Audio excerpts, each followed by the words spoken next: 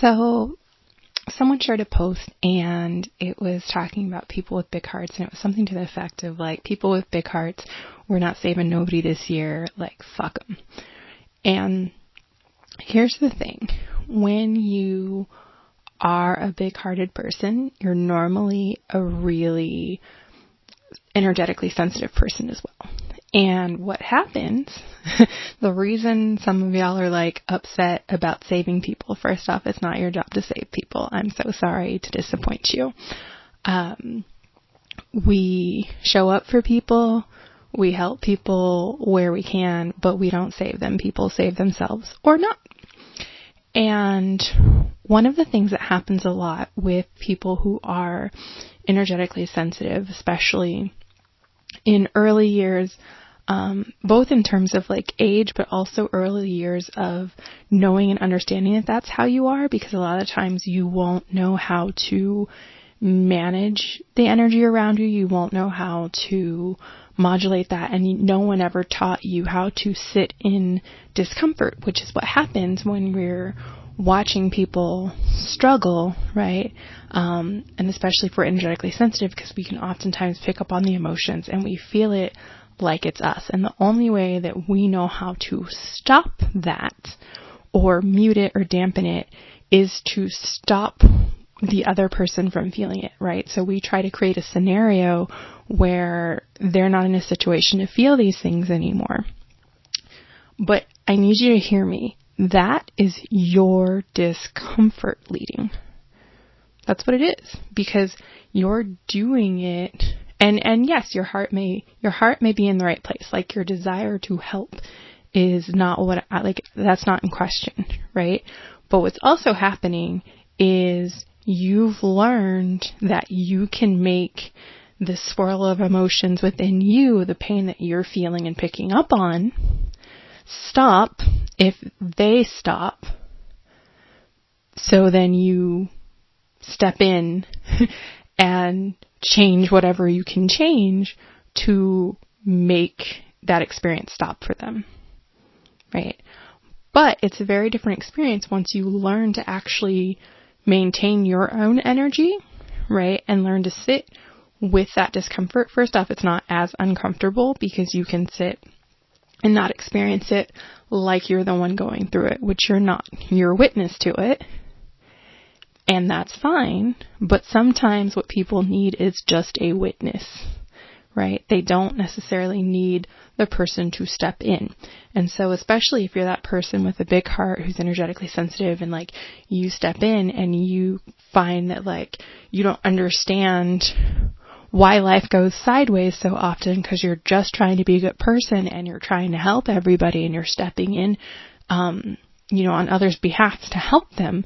That is exactly the reason why you were getting your ass handed back to you, because that is not your place and you were overstepping your bounds and you're actually hindering people from the growth process that they need to go through, right? It's very much akin to whenever a butterfly is emerging from a cocoon, right? And you see it, like, you can see the struggle. It's trying to get out. You know what it's trying to do. And it's not necessarily doing it with any amount of ease. And so it's very easy to think, oh, hey, like, let me help let it out. But if you do that, you condemn the butterfly to die, because that struggle is what builds up the strength in its wings so that it can fly. So if that cocoon gets opened in another way, potentially their wings haven't built up that musculature, like they're not strong enough to carry the butterfly. So now this thing that was supposed to transform and be able to fly cannot fly. It still must walk around and it will die. Okay? And we don't think of that in terms of like humans and helping, but sometimes that's exactly what you're doing, right? So learn to sit and listen to your intuition and have a conversation for a minute with God, Spirit, Creator, whatever name you want to give it, about like why you're seeing this. Like, what are you supposed to do with this, right? And sometimes it's just a witness, and that may be for their benefit. It may be something that's being reflected to you if you watch, and then you get to work on it within yourself. But have that conversation first. Don't just let like the emotions dictate, right? Make sure that what you're seeing and experiencing is something you are supposed to act on, and then make sure how you're supposed to act on it, because you're not always supposed to act on it. Sometimes you are supposed to act on it. Like sometimes that is why your attention is called to it, because, hey, this person needs help. You need to help them. But that instruction will become clearer and clearer the more time you spend with like God and yourself and having those conversations with spirit, divine, whatever, and building that connection to the spiritual and divine, like in divinity, and making that relationship stronger. Those situations become clearer and clearer on when you should be stepping in, because this is what you're being directed and called to do, and when you just need to witness and hold space for that person, right? And let them know, like, hey, I'm here, I see you, this is valid, but not necessarily step in and try to intervene and try to save them, because it's not for you to save. It's really not. And when we can learn to do that, now, yes, okay, there are instances when like, hey, it's a physical danger and like someone literally like physically like get their life, protect their life, need to be saved. That's something different. I'm talking about when we're watching people go through the things that are like the emotional stuff, the hard stuff, where it's not necessarily a life-threatening thing, right?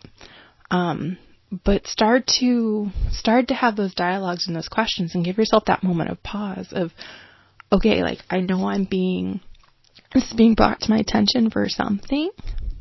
I'm picking up on it for some reason. What is it showing me? Right? Like, what am I meant to do with this?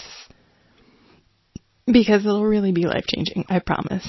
Like, when you actually stop intervening when you're not supposed to and let people get their lesson and their growth and their challenges and that muscle building stuff that happens in life that isn't always pretty or fun or comfortable, right? Actually, it's never comfortable, but those things help people grow and help shape them in ways that they need to experience, right? And sometimes they need to experience because this is the path they're meant to take, and sometimes they need to experience it because, hey, they took a wrong turn, and they need to figure out they took a wrong turn, and this is how it lets them know you took a wrong turn so that they can course correct, right? But if you intervene, they may keep taking that wrong turn, and then they end up in a situation that is even worse than what you stepped in and intervened on their behalf for, right?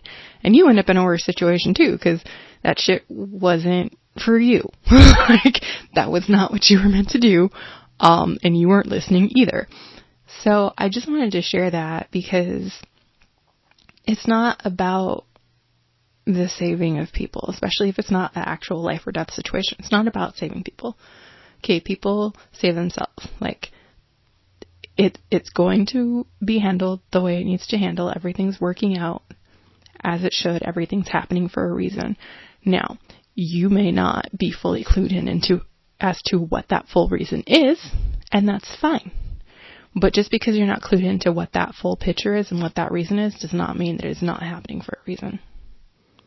So learn to sit with yourself, learn to sit with discomfort and it not be something that you automatically need to fix.